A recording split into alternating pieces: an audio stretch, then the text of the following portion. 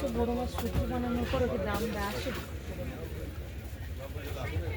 দাম আসে না কি আসে? কতদিন বসে একটু করে ভেঙে ভেঙে খাবে এই গোড়াতে ভেঙে খাবে কেন ওটা তো কেটে কেটেও বিক্রি করে। চিংড়ি নেবো, চিংড়ি চিংড়ি বলো না কেন তুমি?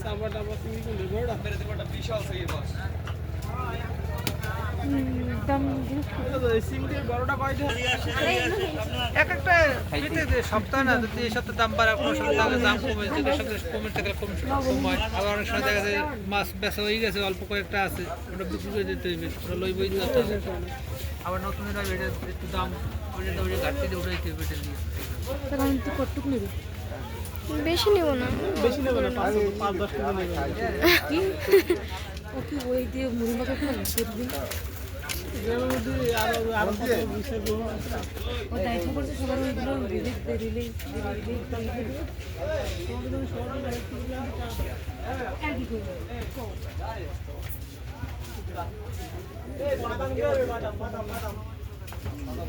সেইটা